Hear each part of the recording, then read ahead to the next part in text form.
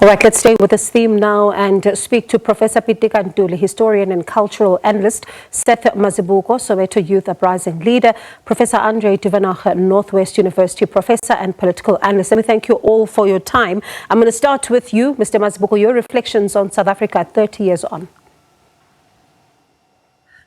Bongiwe, thank you very much for allowing us this space, and thank you to your listeners. And let I be the first to say, I agree. We have made some form of positive contributions. But some of those contributions, let's talk the issue of housing.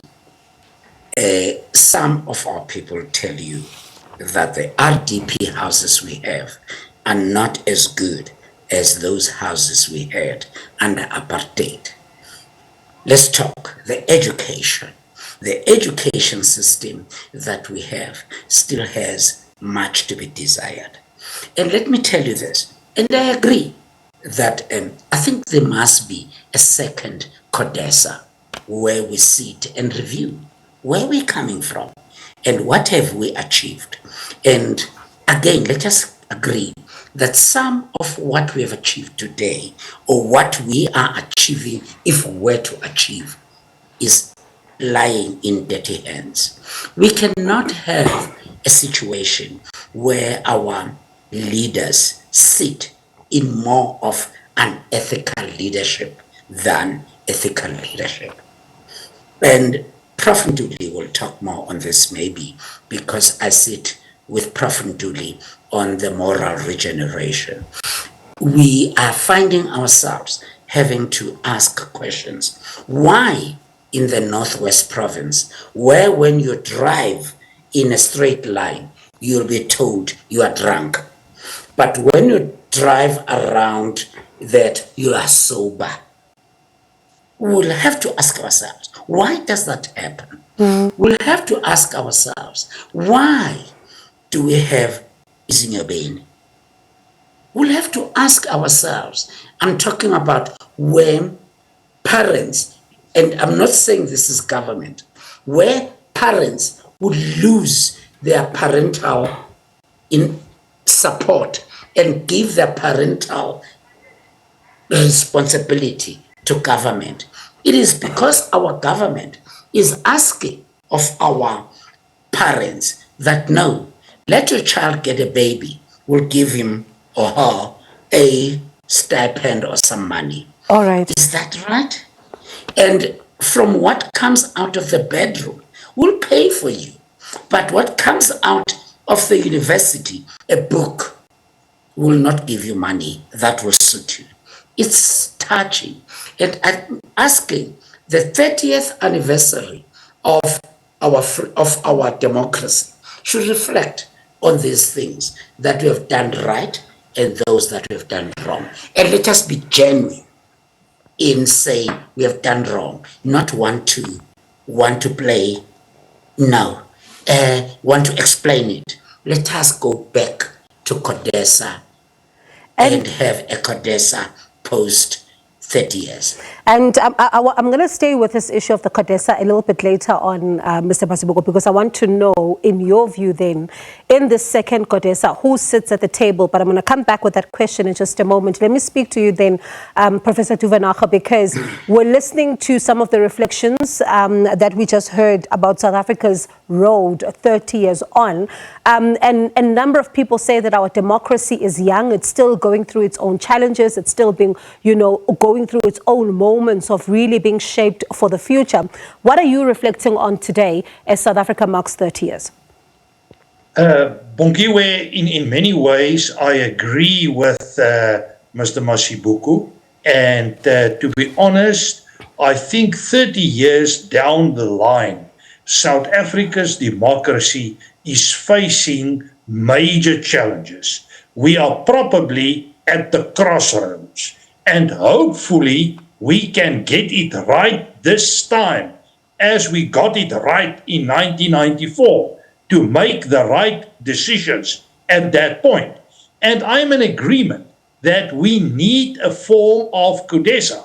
In fact, I wrote an article arguing that we again need fundamental reform to our political system. Reform on all levels, politically, economically, and socially. And I'm only going to mention a few major challenges.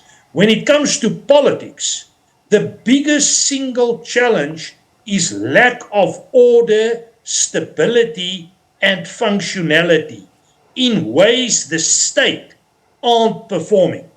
When we look at the economy is not growing.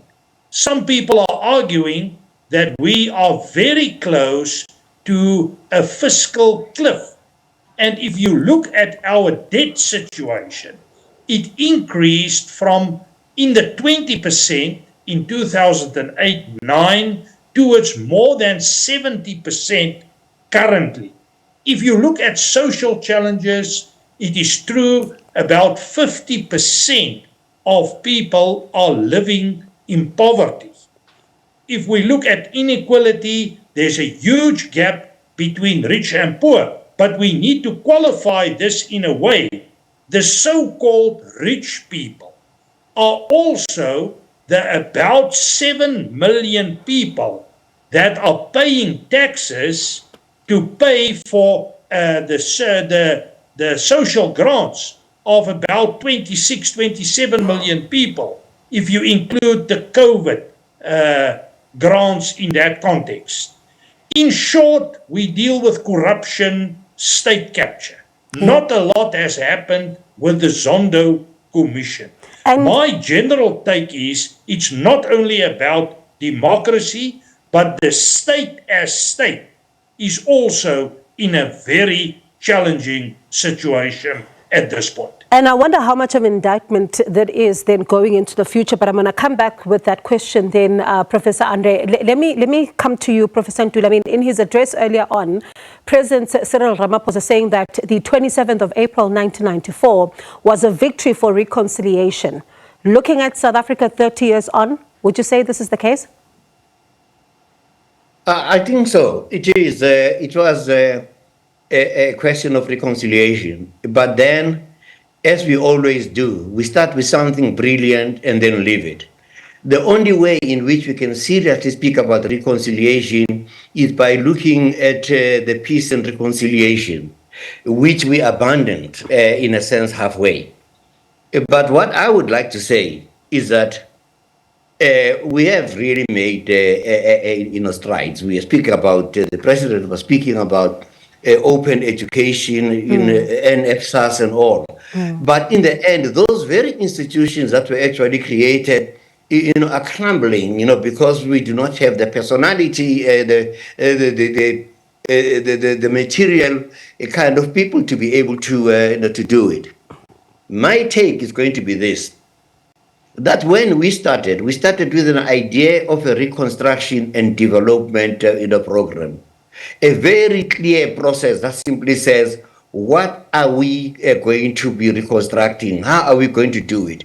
In a practical sense, we came up with ACTEC, which was an arts and culture task team that spelled out as to how the arts are going to be in education, in business.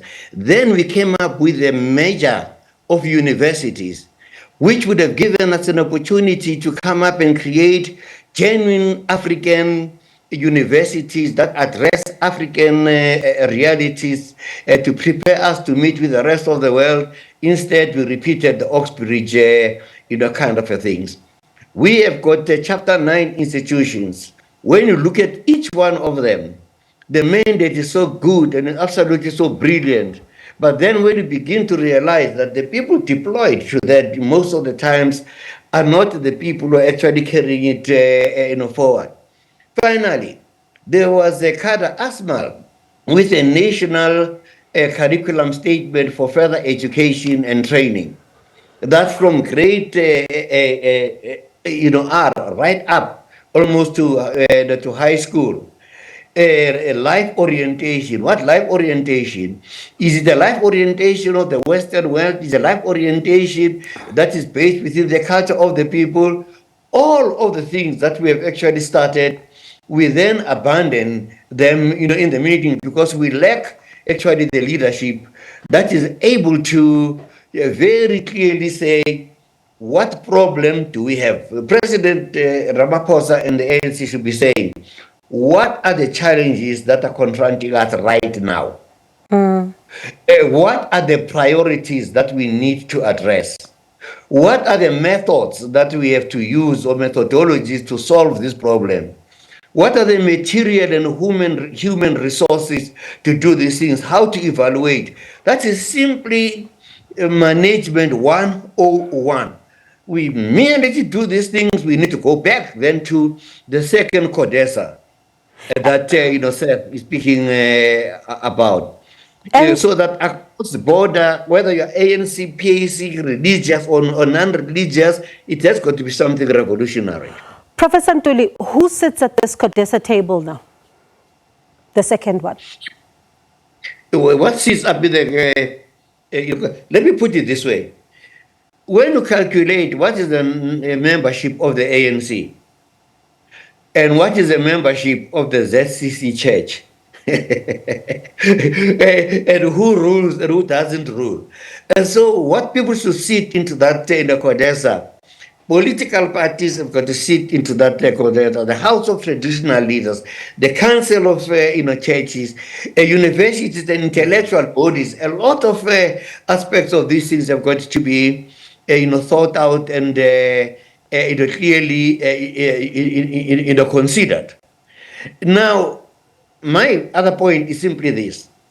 We got to where we got to 1994 because of the power of how our artists and cultural activists have used their talents in music, in dance, in painting, in poetry to woo the whole world against the apartheid thing, in the same way as the people in America and other places take their stands on Gaza.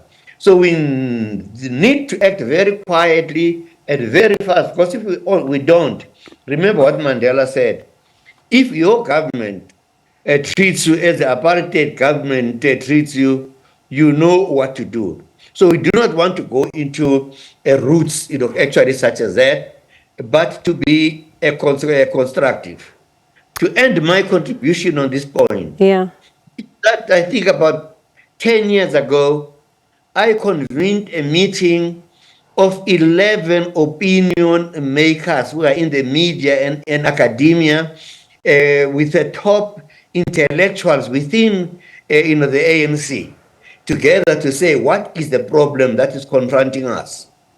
Within 15 minutes, you couldn't tell who the intellectuals and who the government people are because the ideas were coming in. But some of the people who were actually in government saw that in a sense as a threat. So we need to begin to engage, our people. Like traditionally, if something goes wrong in Limpopo or anything amongst Bapedi, we are going to call up Lehuta. All key members of that society need to be there to be represented. Yeah. So therefore, Seth's call for the second CODESA has got my 101 3/4 support. And Mr. Mazibuko, I'm going to ask you something a bit personal for you. In 1976, you were there. You're leading students, and it's against this, education system that was unjust to black children at the time. 30 years on, you have just reflected a little bit on the education system. I wonder what becomes your personal reflections when you look at what was happening then and where we are now and the current state of our education system. Humble, very humble request to our leadership in South Africa is that don't think the decisions you've taken on education, on local government, on women for that matter, on any other space. Don't think they are right because they come from you. Let them be tested. Let us reflect that, okay, And I'm happy, and I sit in many of the committees through my involvement with moral regeneration. I sit in many of the committees that is discussing this 30 years of democracy. All I'm asking is, what is it that we're reflecting on? How are we reflecting on? Is it a national reflection or is it a government reflection? And I have a problem because when in your reflection, you don't say what government wants you to say, then we're a problem. Let us allow a space where even our worst enemies can sit in that reflection. If in 1994 we sat with our worst enemies, those who oppressed us, why is it difficult now to say the president has called for this reflection? But all I'm asking is, why can't we sit even with the worst of our enemies and reflect? Let them attack us. And whether in education, let me tell you, I'm in the education space more effectively. And can I tell you, I hear that white education has moved into private education system. And many of our black children and parents, even leaders, move into that space. And how many of our trade unionists, how many of our leaders are having their children in black schools? It's hurting.